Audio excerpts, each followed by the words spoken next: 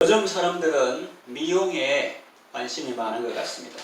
의과대 학생들도 그 많은 의사 중에서 성형외과 의사를 하려는 사람이 많다고 합니다. 또 외국에 잘 사는 사람들도 성형 수술을 받기 위해서 한국에 온다는 소문을 들었습니다. 이처럼 사람이 자기 몸을 깨끗하게 하고 얼굴을 예쁘게 하고 외모를 아름답게 꾸미는 것은 좋은 일입니다. 그 자체가 나쁜 것은 아닙니다.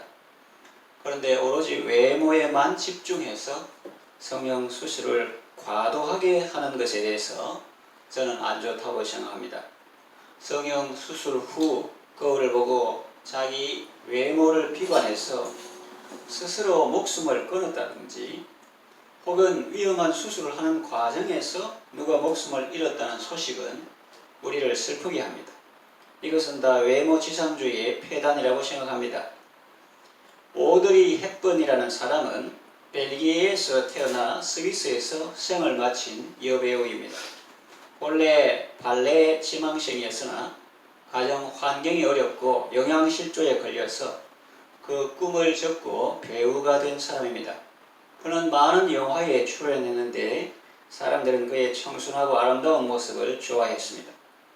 보통 배우들은 젊을 때 이름을 날리다가 노년에는 쓸쓸한 삶을 살다가 죽는 경우가 많습니다. 그런데 이분의 경우는 달랐습니다. 유니세프 친선 대사로 활동하며 나눔의 삶을 실천했습니다. 사람들은 그 모습을 보고 젊을 때 영화 속에서 보았던 것보다 더 아름다운 모습이라고 했습니다. 그는 자녀들에게 이런 시를 들려주었다고 합니다. 샘 레번슨의 세월이 알려주는 아름다움의 비결이라는 시인데 그 속에 이런 내용이 나옵니다. 아름다운 입술을 갖고 싶다면 친절한 말을 하라. 사랑스러운 눈을 갖고 싶다면 사람들에게서 좋은 점을 보아라. 날씬한 몸매를 갖고 싶다면 너의 음식을 배고픈 사람과 나누어라. 아름다운 머리카락을 갖고 싶다면 하루에 한 번 어린이가 너의 머리를 쓰다듬게 하라. 그런 시입니다. 그의 삶과 말은 우리로 하여금 정말 아름다운 것이 어떤 것인지 생각하게 만듭니다. 서론이 좀 길었죠? 이제 본론으로 들어갑니다. 오늘 본문에 보면 아름다운 발이 나옵니다. 여기서 말하는 아름다움은 어떤 피부나 모양 등 외모를 말하는 것이 아니라 영적인 면을 가리키는 말이지요. 아름다운 발은 어떤 발일까요? 성경을 통해서 살펴보고자 합니다. 먼저 전도하는 자들의 발입니다. 본문에 나오죠. 좋은 소식을 전하는 자들의 발이 그렇게 아름답다는 것입니다. 전쟁에서 승리했다. 하나님이 도우셨다. 그런 소식을 전하는 자들의 발도 아름답고 또 이 조선이라는 나라가 세상 어디 붙었는지 혹 지중해에 있는 나라인지 그런 것도 잘 모르지만 그러나 낯설고 물스러운 나라에 영국에서 캐나다에서 미국에서 호주에서 이렇게 선교사로 와서 하나님은 당신을 사랑하십니다. 그래서 독생자 예수님을 보내셨습니다. 가난과 고통과 질병 가운데 있다 할지라도 예수님을 믿으면 멸망하지 않고 구원을 받습니다. 그렇게 복음을 전하는 자들의 발이 아름답다. 그렇게 말씀하셨습니다. 또 그들의 인도를 받아서 영수가 되고 또 집사가 되고 매서인 책 파는 사람이 되어가지고 방방곡곡을 다니면서 복음을 전하고 성경을 팔고 그렇게 하는 그런 사람들의 발도 아름답다 하는 것이지요. 아름다운 발은 또 예배하는 자들의 발입니다. 전도자가 되려면 먼저 예배자가 되어야 합니다. 하나님의 영광을 보고 자신의 죄를 자복할 때 비로소 주의 음성을 듣게 됩니다. 이사야 6장 8절에 보면 내가 또 주의 목소리를 들으니 주께서 이르시되 내가 누구를 보내며 누가 우리를 위하여 갈고 그때에 내가 이르되 내가 여기 있나이다. 나를 보내소서 그랬습니다. 이스라엘 백성들이 예배하기 위해서 방방곡곡에서 중앙성소로 나올 때 하나님께서 얼마나 아름답게 보셨을까요?